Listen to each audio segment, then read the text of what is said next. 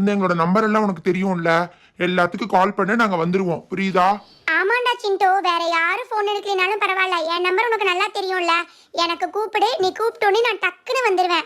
ஏ பண்டி, வா பண்டி, உங்க அம்மா போண்டா சுட்டுட்டு இருக்காங்கன்னு நினைக்கிறேன், போய் சாப்பிட்டு வரலாம். டே சிண்டோ, எங்களுக்கு கூப்பிடுறக்க சோம்பேறித்தனை பட்டுட்டு நீ பாட்டுக்கு எந்திரிச்சு நடந்துட்டு இருக்கலாம்னு நினைக்காதடா. கால் அதுக்கப்புறம் சரியாகாது. என்னது இது, இவங்க எல்லாரும் உள்ள போய் எவ்வளவு நேரம் ஆச்சு, வரவே மாட்டேங்கிறாங்க. எனக்கும் பசிக்கிற மாதிரி இருக்கு. இந்த போனை வேற என்னால எடுக்கவே முடியல.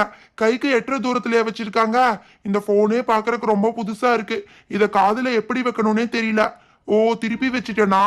சரி, பண்டியை நான் நம்பரை கூப்பிட்டு பார்க்கலாம். என்னது இது, பண்டியண்ணா நம்பருக்கு கூப்பிட்டா மியூசிக்கா வருது. இந்த பண்டியண்ணா என்ன போன் கொடுத்துருக்காங்க, ஒண்ணுமே தெரியல. சரி, எதுக்கும் நம்பர் அடிச்சு பார்க்கலாம். நீங்கள் டயல் செய்த எண் இப்போது மிகவும் பிஸியாக உள்ளார். உங்கள் காலை ஏற்கும் நிலையில் அவர் இல்லை. என்னது, பிஸியா இருக்காருன்னு வருது.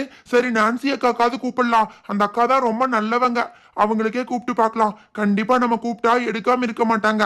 இந்த பண்டியை நாம நம்பினது ரொம்ப தப்பா போச்சு. ஹலோ, யார் பேசுறது? எடுத்துட்டாங்க. நான்சி அக்கா, நான் தான்க்கா சிண்டு பேசுறேன். என்னக்கா, நீங்க யாருமே வரவே இல்ல. டேய் சிண்டு, நீயா? நான் கூட ஏதோ முக்கியமான கால் நினைச்சேன்டா. நாங்க சாப்பிட்டுக்கிட்டு இருக்கோம் சிண்டு, நீ வெயி போன. ச்சே, இந்த அக்கா ரொம்ப மோசம். ராகுலுக்காவது கூப்பிட்டு பார்க்கலாம். ஐயோ, அவசரத்துல ராகுல் நம்பர் வாங்கவே இல்லையே. சரி, 7890 இதுதானே லில்லி அக்காவோட நம்பர். நீங்கள் டயல் செய்யும் நபர் இப்போது டிவி பார்த்து கொண்டுள்ளார். என்னது இது, யாருக்கு கூப்பிட்டாலும் ஏதாவது ஒண்ணு வந்துட்டே இருக்கு. யாருமே எடுக்கவே மாட்டேங்கிறாங்க. இது என்னது இது, ராகுல் நம்பர்ல இருந்து நாய் குளிக்கிற சத்தமா கேட்டுட்டு இருக்கு. பெரியமா காது கூப்பிட்டு பார்க்கலாம். பெரியமா கண்டிப்பா நம்ம காலை எடுப்பாங்க.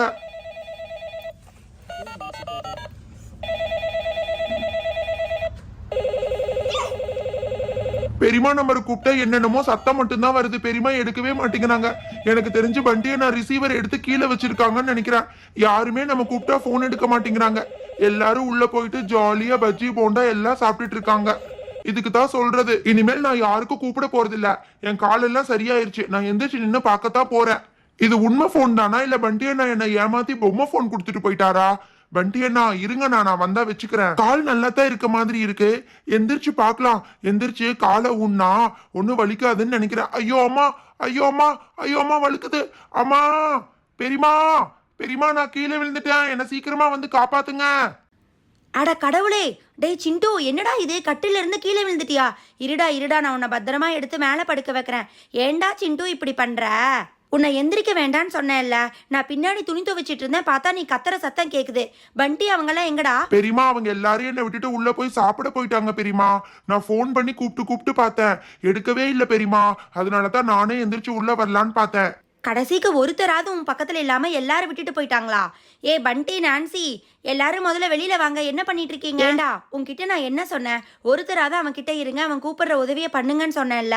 பண்ணாம எல்லாரும் உள்ள போய் நல்லா சாப்பிட்டுட்டு டிவி பார்த்துட்டு இருக்கீங்க. என்னடா இதெல்லாம், உன் தம்பிக்கு இந்த மாதிரி ஆயிருக்கு? அம்மா,